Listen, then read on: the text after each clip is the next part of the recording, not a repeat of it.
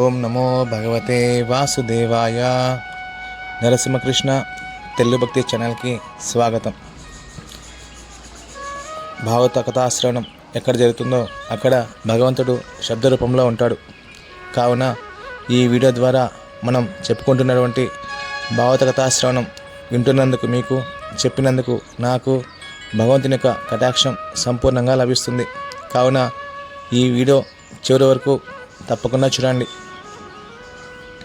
ఈరోజు మనం భాగవత కథాశ్రవణం ద్వారా సత్వ, రజస్, తమోగుణ లక్షణాలు ఎలా ఉంటాయి, అలాగే మనల్ని జీవితంలో ముందుకు వెళ్ళనీయకుండా ఉండే ఈ కలియుగ దుష్ట లక్షణాలు ఏవి, వీటి నుండి బయటపడాలంటే మనం ఏం చేయాలి అనే విషయాన్ని తెలుసుకుందాం.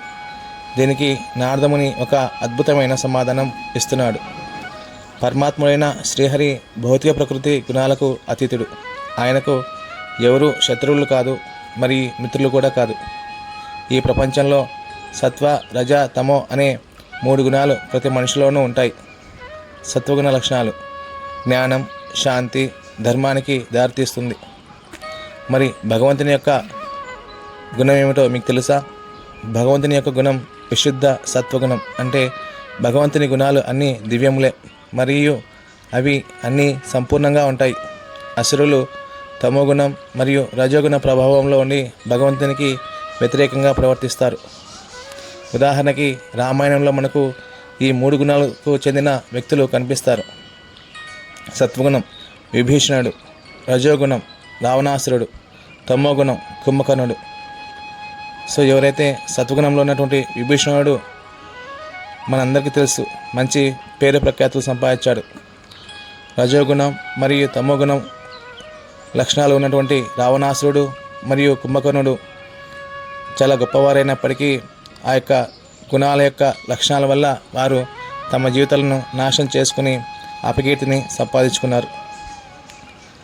ఎవరైతే ప్రకృతి నియామకాలకు అనుగుణంగా జీవిస్తారో, అంటే ధర్మబద్ధంగా జీవిస్తారో, వారికి భగవంతుని రక్షణ ఆటోమేటిక్గా లభిస్తుంది. మనం చెప్పుకునే కాలం, ప్రకృతి అన్నీ భగవంతుడే. ఇప్పుడు ఈ 4వ శ్లోకం యొక్క భావం తెలుసుకుందాం. ఒక వ్యక్తి ఇంట్లో లైట్స్ ఆఫ్ చేసుకుని నేను చీకట్లో ఉన్నాను అంటే అది అతని అజ్ఞానమే. అలాగే సూర్యుడు అందరికీ వెలుగునిస్తాడు, కానీ ఒక వ్యక్తి తలుపు మూసుకుని సూర్యుడు లేడు అని అంటే అది అతని మూర్ఖత్వమే అవుతుంది. నిజానికి భగవంతుని కృప అందరికీ అందుబాటులో ఉంటుంది, కానీ భక్తులు మాత్రమే దానిని స్వచ్ఛందంగా తీసుకుంటారు. అందువల్లే వారు ఆయన కృపను ఎక్కువగా అనుభవిస్తారు. కానీ రజోగుణం వారు అంటే కోరికలు ఎక్కువగా ఉన్నవారు, అహంకారంతో ఉండేవారు. వారి అహంకారం చేత వారు భగవంతుని ఆశ్రయించలేరు. ఉదాహరణకి రావణాసురుడు. అలాగే తమోగుణం వారు అంటే సోమరిపోతులు, నిద్రమత్తులో ఉన్నవారు, అజ్ఞానంతో ఉంటారు. వీరికి చెడు లక్షణాలు పూర్తిగా ఉంటాయి, మరియు నిర్లక్ష్యం, అజ్ఞానం వల్ల వీరు భగవంతుని ఆశ్రయించలేరు. ఉదాహరణకి కుంభకర్ణుడు. తర్వాత సత్వగుణం. వీరు మంచి అలవాట్లు, క్రమశిక్షణ, దయ, శాంతి, ప్రేమ, భక్తి, అహింస, శుచి, శుభ్రత అనే సద్గుణాలు కలవారు. వీరు భగవంతుని ఆశ్రయిస్తారు. ఉదాహరణకి విభీషణుడు. కావున పై 3 మనం ఏ తరగతి చెందిన వారమో తెలుసుకొని భగవంతుని యొక్క కృప కావాలనుకుంటే సత్గుణంలోనికి రావడానికి ప్రయత్నం చేయాలి. ఇప్పుడు ఈ దుష్ట కలియుగ లక్షణాలు ఏమిటో తెలుసుకుందాం. ఈ యుగంలో కలి ప్రభావం చాలా ఎక్కువగా ఉంటుంది. ముఖ్యంగా ఎవరైతే తమోగుణం మరియు రజోగుణంలో ఉంటారో వారికి ఈ యొక్క కలి ప్రభావం జీవితంలో వారిని ముందుకు పోనీయదు. కావున ఈ యొక్క కలి ప్రభావం యొక్క లక్షణాలు ఒక చిన్న శ్లోకం ద్వారా తెలుసుకుందాం.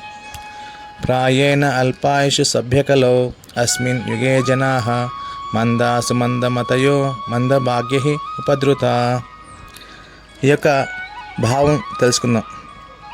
ఒకటి, దురదృష్టవంతులు. అదృష్టం అనేది వీరికి ఉండదు. వీరికి రావాల్సిన అవకాశాలు కూడా చేజారిపోతూ ఉంటాయి. రెండవది, గొడవ పడే స్వభావం. వీరు ప్రతి చిన్న విషయానికి గొడవ పడుతూ ఉంటారు. అందుకే వీరికి మనశ్శాంతి అనేది ఉండదు. మూడవది, మందమతులు. వీరిలో ఎటువంటి మంచి జ్ఞానం అనేది ఉండదు, అన్నీ చెడు అలవాట్లే ఉంటాయి. 4వది, తప్పుద్రోవ పడతారు. వీరు ఎప్పుడు మంచి దారిలో నడవలేరు. ఒకవేళ ఎవరైనా మంచి సలహా ఇచ్చినా వారి మాటను వినరు. 5వది అల్పాయుష్కులు. అన్ని రకాల చెడు అలవాట్ల వల్ల వీరు తమ జీవితాన్ని చాలా తక్కువ సమయంలోనే ముగుస్తారు. ఇది కలి ప్రభావం యొక్క లక్షణాలు. మరి ఈ కలి ప్రభావ లక్షణాల నుండి మనం బయటపడడానికి ఉన్న ఏకైక మార్గం హరే కృష్ణ మహామంత్రం. ఇది తప్ప వేరే మార్గం లేదు. ఈ కలి లక్షణాల నుండి బయటపడడానికి ఇదొక్కటే మార్గం.